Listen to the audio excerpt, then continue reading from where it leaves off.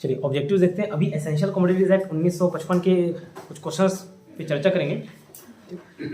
अब ये जरूरी नहीं कि अभी तक मैंने जो बताया है उसमें से ऑब्जेक्टिव्स बन जाए सारे, ज़्यादातर बन जाएंगे, कुछ मिस हो जाएंगे। तो मिस हो जाएंगे उसके लिए घबराना नहीं, जो मिस हो गया अच्छी बात है, उसको हम कवर कर लेंगे। वो पॉइंट जो मिस होते चलेगा, जो हमने नहीं पढ़ा है उसको छोड़ते हुए चलेंगे, जितना पढ़े उसमें से ऑब्जेक्टिव बनाएंगे और उसको फिर वापस बाद में डिस्कस करेंगे, उसका पॉइंट्स अलग से नोट करा दूंगा। इस तरीके से क्या एक कंप्लीट पैकेज पूरा तैयार हो जाएगा अधिनियम करूँगा, ठीक है। तो ये पीडीएफ में लगभग 120 क्वेश्चन, 100 क्वेश्चन से पार ही होगा क्वेश्चंस। तो जिसमें अजय माला जो 2017 में मैं जब दिलाया था पहली बार पुलिस पर, उसका क्वेश्चन है तो उसको स्किप करो, हो सकता है कुछ बहुत सारे पॉइंट आउटडेटेड होंगे। शुरुआत के जो 10 क्वेश्चन है उसी से रिलेटेड है, ठीक है। उस 10 क्वेश्चन को स्किप करिए। अभी ये क्वेश्चन है हरिराम पटेल सर की किताब से, ठीक है। हरिराम पटेल सर की किताब के 50 क्वेश्चन है, इस पर प्रैक्टिस करते हैं। आगे एक और 60, 70, 80 क्वेश्चन उसमें मिल जाएंगे। तो फिलहाल हरिराम पटेल सर की किताब से स्टार्ट करते हैं। दूसरा पीडीएफ का दूसरा पेज है, ऑनलाइन देख रहे हो या तो स्टडी मटेरियल मिल जाएगा या मुझे व्हाट्सएप करके पीडीएफ मांग सकते हो, उसका प्रिंट आउट निकलवा लीजिएगा। आवश्यक वस्तु अधिनियम, पहला क्वेश्चन दिख रहा है दूसरे पीडीएफ। आवश्यक वस्तु अधिनियम 1955 भारत में कब लागू हुआ? कब लागू हुआ? कितने बार हुई बात है? 1 अप्रैल 1955। राष्ट्रपति कब साइन किया? आवश्यक वस्तु अधिनियम यह संपूर्ण भारत में लागू है, सही क्या? एक्सेप्ट जम्मू कश्मीर वाला पॉइंट है ही नहीं, जो इस पे जोर दे दे के बताया था कि एक्सेप्ट जम्मू कश्मीर हो सकता है, ये बात गलत है। वो ऑप्शन में दिया भी है, ठीक है, वो नहीं है, सिर्फ संपूर्ण भारत में लागू होगा। ये कौन सी धारा में दिया गया है? धारा 1 में, कॉन्फ्रेंस बोलो धारा 1 में दिया, नाम विस्तार लागू था, सब उसी में दिया था धारा 1 में। धारा 2 में क्या रहता है? डेफिनेशन रहता है। नेक्स्ट क्वेश्चन देखिए तीसरा, इस अधिनियम की धारा 2 के तहत खाद्यान्न फसलों में शामिल की जाती है गन्ना, ठीक है। अब बोलोगे आगे कपास रिलेटेड पॉइंट भी देखे थे, तो वो आवश्यक वस्तु में था, खाद्यान्न में थोड़ी था। कपास को खाते थोड़ी नो, खा लेते हो, कपास को खा लेते हो, ठीक है। हाँ, तो गन्ना में खाद्यान्न फसल में, हालांकि गन्ना क्या कमर्शियल क्रॉप में आता है, लेकिन यहाँ पे खाद्यान्न फसल के अंतर्गत गन्ना शामिल है बताना। तो कपास बीज और कपास से बनाए गए वो मजबूत धागे, क्या बोलते थे उसको? सूत, ठीक है, वो सब भी शामिल है। आवश्यक वस्तु में क्या क्या था? पेट्रोल, पेट्रोलियम देखे थे, ड्रग्स था, औषधि है ना, और क्या पटसन था, ठीक है, तेल, तिलहन, खाद्य वस्तु, ये सब थे। गन्ना भी था उसमें, पेट्रोल एंड पेट्रोलियम प्रोडक्ट्स, ठीक है, वो सारे थे। फर्टिलाइजर भी है, उर्वरक भी है, लिखा है वो नहीं लिखा पता नहीं, उर्वरक भी है, फर्टिलाइजर्स भी है, और वनस्पति बीज, ये सारे थे, ठीक है। इतना क्लियर? इस अधिनियम धारा 2 के तहत नेक्स्ट क्वेश्चन देखिए चौथा, अधिसूचना आदेश से क्या अभिप्राय है? शासकीय राजपत्र में अधिसूचित आदेश जो भी है ना, वो शासकीय राजपत्र, राजपत्र में प्रकाशित होता है, ठीक है, राजपत्र में प्रकाशित होता है। तो आंसर उसका होगा शासकीय राजपत्र में अधिसूचित आदेश। तो अधिसूचना जारी कौन करता है? केंद्र सरकार द्वारा जारी किया जाता है अधिसूचना। तो आदेश नहीं, जो अधिसूचना जारी की जाती है किसमें? राजपत्र में, ठीक है। गजट, हाँ, राजपत्र, गजट। जैसे कि लोग बोले ना गैजेटेड ऑफिसर, राजपत्रित अधिकारी हो, ठीक है। पांचवा देखिए, इस अधिनियम की धारा 2 के तहत आदेश में शामिल नहीं है राजकीय शासकीय राजपत्र में अधिसूचित आदेश। ये अभी देखे, तद्दिन जारी कोई निर्देश है। तद्दिन क्या होता है पता नहीं, क्या होता है तद्दिन मतलब?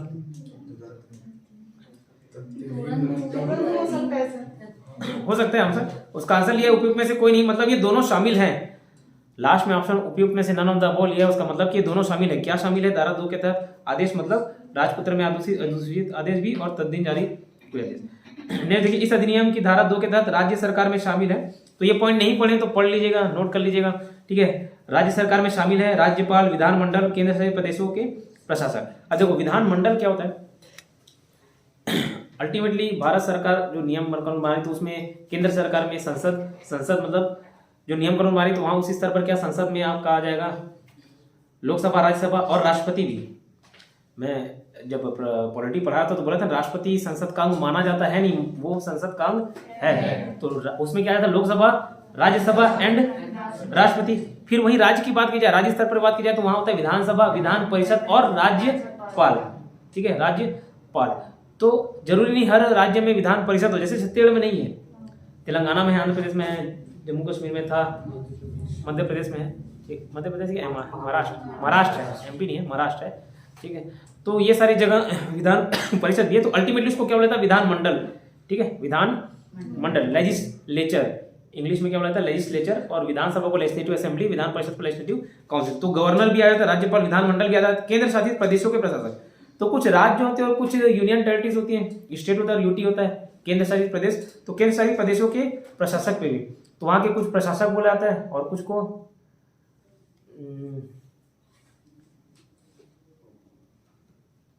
उपराज्यपाल होता है, लेफ्टिनेंट गवर्नर, उपराज्यपाल, लेफ्टिनेंट गवर्नर। किसी किसी के जैसे गवर्नर जैसे ही पद रहता है, लेकिन वहाँ पे पद का नाम चेंज करते हैं, उपराज्यपाल या लेफ्टिनेंट गवर्नर और एक प्रशासक, एडमिनिस्ट्रेटर, ये 2 वर्ड दिए जाते हैं। तो केंद्र शासित प्रदेश के प्रशासक भी इसमें शामिल हो जाएंगे। 7वां क्वेश्चन देखिए, धारा 2 के तहत चीनी से अभिप्रेत क्या है, मतलब चीनी मतलब क्या? तो चीनी मतलब किसी प्रकार की चीनी जिसमें 90% से ज्यादा सुक्रोज हो, खंडसारी चीनी, बतासा, बूरा चीनी, पीसी हुई चीनी, रवे चीनी, चून चीनी। फिर वैक्यूम पैन चीनी और कारखाने में प्रक्रियाधीन चीनी, प्रोसेस चीनी, या उसमें उत्पादित कच्ची चीनी भी देखे थे, गन्ना रस। तो ये उपयुक्त सभी, तो ऑप्शन डी आया। ये वैक्यूम पैन चीनी क्या है? पैक्ड वैक्यूम पैन चीनी पता नहीं, शायद हो सकता है पैक्ड चीनी की बात कर रहा, ऐसा कुछ होगा। धारा 2 का के तहत आवश्यक वस्तु की सूची में शामिल नहीं है पूर्णतः प्लास्टिक से बने उपकरण, ये अभी तक नहीं देखे, ठीक है। कच्चा जूट और जूट टेक्सटाइल, शायद उसी कोई पर्सन बोला जाता है, कच्चा जूट, पशु चारे के बीज, ये और उर्वरक, फर्टिलाइजर सब शामिल है। और जो नहीं पड़े होगा तो फिर उसको ऐड करते चलेंगे। केंद्र सरकार को इस अधिनियम की धारा 2 का के तहत अधिकार दिया गया है कि वह अधिनियम के प्रावधानों को समाप्त कर सकती है। ये हम लोग नहीं पढ़े हैं, प्रावधानों को समाप्त कर सकते हैं, ऐसा कुछ पॉइंट्स नहीं देखेंगे तो इसको स्किप करिए, बाद में जोड़ेंगे। देखिए, इस अधिनियम की धारा 3 के अंतर्गत उचित और लाभकारी कीमत में किस वस्तु को की कीमत शामिल है? गन्ना। देखो, धारा 3 में जब देखे थे हम लोग, सेलर को क्या प्राइस दिया जाएगा, सेलर को क्या प्राइस दिया जाएगा, तो 3 टाइप का वहां पे केस मेंशन थे। एक अधिसूचना जारी की गई हो तो, एक नहीं की गई हो तो, और तीसरा गन्ना का केस था। एक एमएसपी था और एक एफआरपी था। तो एमएसपी किस में था? अधिसूचना जारी की गई हो उस वाले में केस में था। एक तो आपका एवरेज निकाला जाएगा, एक एग्रीमेंट, और एक एमएसपी के था। लेकिन गन्ना के केस में एफआरपी था, फिक्स्ड एंड रेमुनरेशन प्राइस, मतलब वहां पे कुछ फायदा एफआरपी समझा भी था यार, कोई कुछ रिटर्न एक्सपेक्ट करते कि अगर पैसा लगाएं 1 लाख तो 10-20 हजार उसमें फायदा हो, तो उसमें गन्ना शामिल है, ठीक है। फिर बाकी आवश्यक वस्तु में क्या? एमएसपी शामिल होगा जाए, गन्ने के केस में एफआरपी। इस अधिनियम के प्रावधानों के अंतर्गत उत्पादक में कौन व्यक्ति अभिप्रेत है? उत्पादक, ये भी नहीं देखे अभी, स्किप करिए।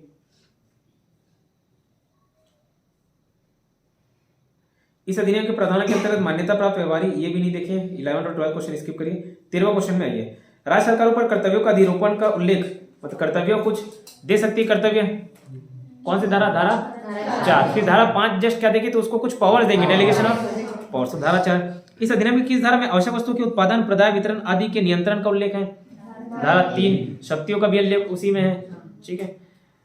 इस अधिनियम की धारा, नेक्स्ट क्वेश्चन आइए 15, इस अधिनियम की धारा 3 में आवश्यक वस्तुओं के उत्पादन, प्रदाय, वितरण आदि के नियंत्रण की शक्ति किसे दी गई है?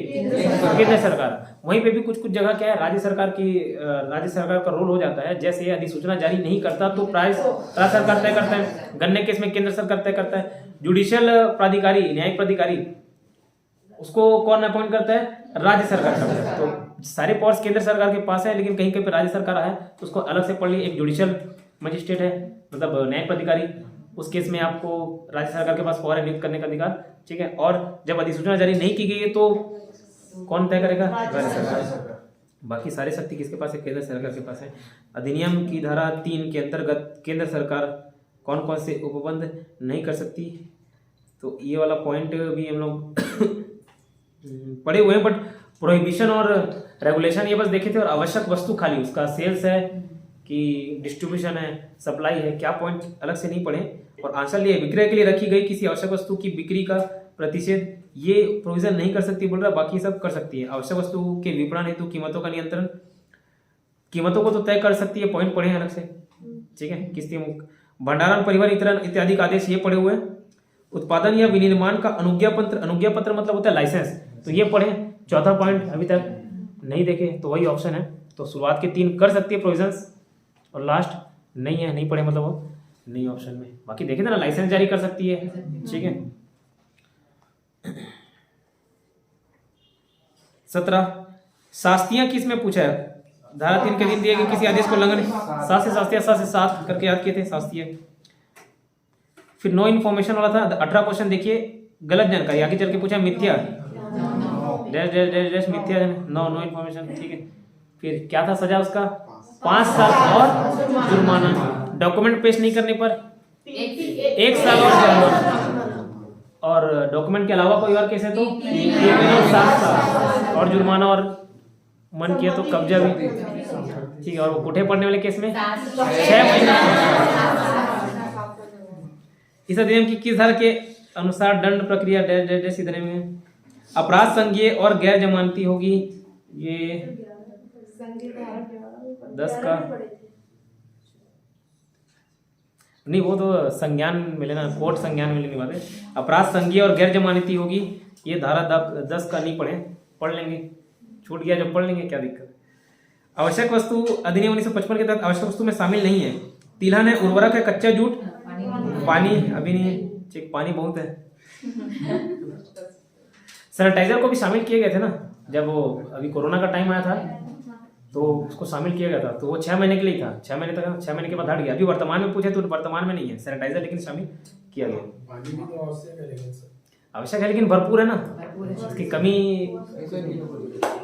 हाँ?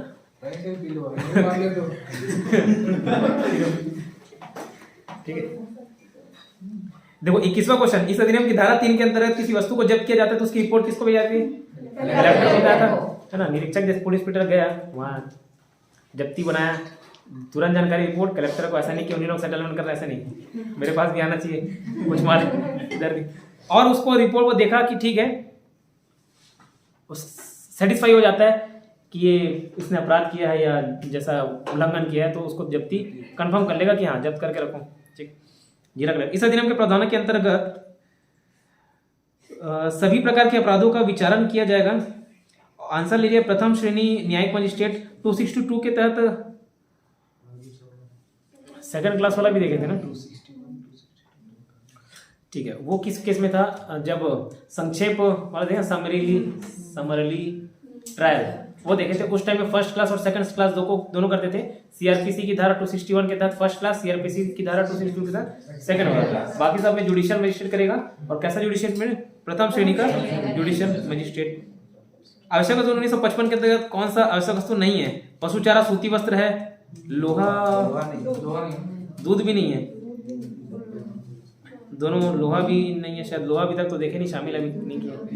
अभी वर्तमान स्थिति में शायद लोहा नहीं है, चेक कर लूंगा। दूध तो है नहीं कंफर्म, दूध भी बहुत है, ठीक है। इधर जितना पी नहीं रहे उतना चढ़ा दे रहे, तेल भी जितना लगा नहीं उतना चढ़ा दे रहे, तो आवश्यक वस्तु में दूध है नहीं, ठीक।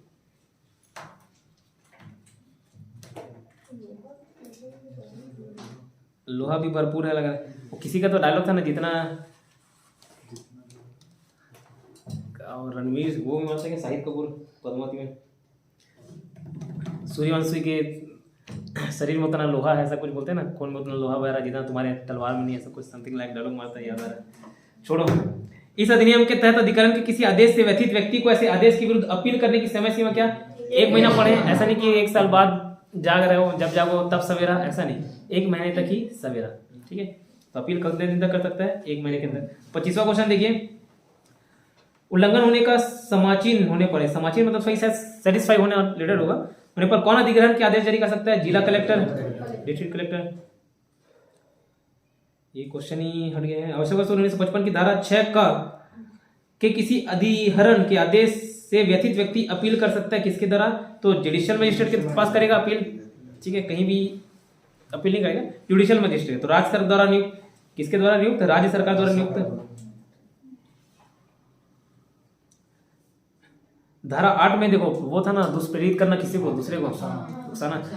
नेक्स्ट क्वेश्चन, यदि कोई व्यक्ति इस अधिनियम की धारा 3 के अधीन किए गए किसी आदेश का उल्लंघन करता है तो उसे धारा 8 के तहत क्या समझा जाएगा? प्रयत्न का दुष्प्रेषण, ठीक है, दूसरे को उकसा रहा है।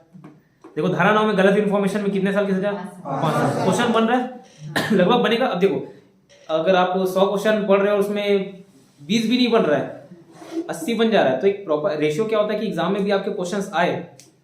अभी अगर नहीं बन रहा है तो तब की बात कर रहा हूँ, एग्जाम्स में क्वेश्चन आए तो वहां पे भी अगर 5 क्वेश्चन आए तो 4 क्वेश्चन बनेंगे, 1 नहीं बनेंगे। 10 क्वेश्चन आए 8 क्वेश्चन बनेंगे, 2 नहीं बनेंगे, यही रेशियो रहेगा। तो 4 क्वेश्चन तो कम से कम बनेंगे। लेकिन ये क्वेश्चन पढ़ने के बाद वापस हम लोग एक्ट में जाएंगे ना, जहाँ पे जो दिया हुआ है बेयर एक्ट, जो दिया हुआ ना, बेयर एक्ट मतलब होता है जैसे जैसे वो अधिनियम दिया हुआ ऐसे उसको छाप दिया, वो बेयर एक्ट कहलाता है।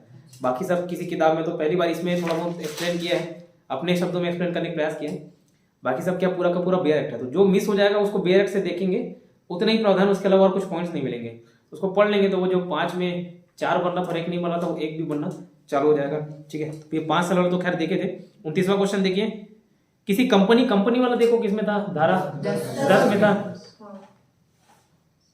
इस अधिनियम के प्रावधान के अंदर कंपनी से क्या विपरीत है, निगमित निकाय, निगमित मतलब क्या होता है, रेगुलेटेड क्या होता है, पता नहीं क्या है, देख लेंगे। कंपनी का भी डेफिनेशन अगर और दिया होगा तो, किसी संस्थान से था, इतना तो पढ़े थे।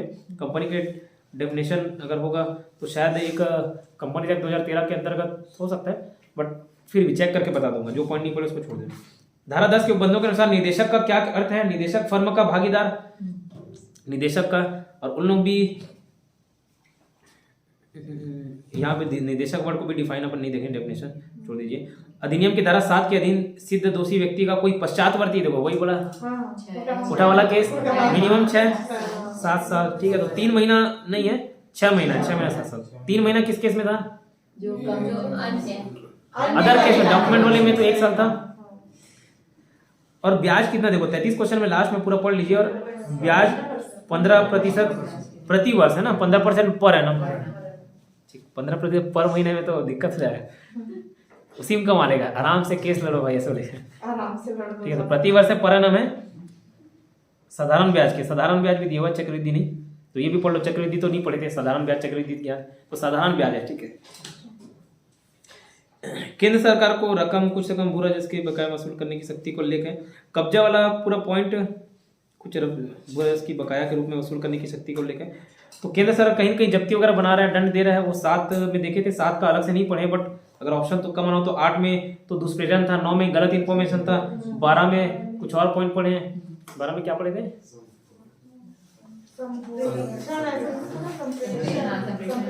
वो समरी वाला, समरी वाला था ना। ठीक है, तो वो है, तो बचा क्या धारा 7 का, तो ऐसे एलिमिनेशन मेथड से भी बना सकते हो।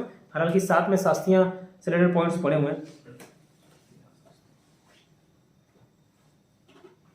सक्षम न्यायालय किसी सिद्ध दोष कंपनी के नाम, कारोबार के स्थान आदि प्रकाशित कर सकता है अपील की अवधि समाप्ति के पश्चात।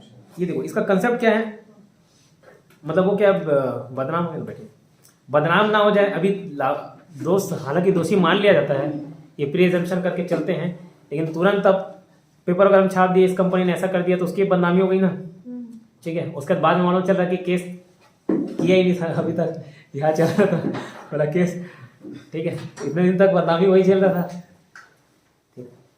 ऐसे केस में क्या बोल रहे, अपील की समाप्ति पर, क्यों, अगर वो अपील नहीं किया मतलब दोषी होगा तभी, नहीं तो करता ना अपील, कूदता। ठीक है, तो अपील की अवधि के समाप्ति के पश्चात तो प्रकाशित कर सकती है, पहला पॉइंट था, लेकिन लॉजिक उसका बता दिया, यही हो सकता है, नया पॉइंट था। ठीक है, पढ़ लीजिएगा। और ये कौन से धारा के तहत है, धारा ख के तहत। आपराधिक मनस्थिति की अवधारणा को उल्लेख 10 में है, ये अलग से नहीं पढ़े हैं, देख लेंगे इसको। न्यायिक अपराधों का संज्ञान करता है, ये भी नहीं पढ़े हैं, लोक सेवकों द्वारा लिखित ऊपर। जो नहीं पढ़े उसको मैं अलग से बता दूंगा, नोट्स बना दूंगा, उसका लिखा दूंगा। ठीक है, न्यायालय अपराधों का संज्ञान करता है किसी व्यथित के लिखित रिपोर्ट के आधार पर, लिखित शिकायत पर बताया था, लिखित शिकायत मौखिक ऐसा फोन करके बोलती है, हाँ जैसा आप उधर देख लेना, पता नहीं लिखित शिकायत भी करेगा। हर चीज लिखन, सरकारी में हर चीज लिखित पे ही है। ठीक, और अपने मन से भी न्यायालय नहीं कर सकता। ठीक है,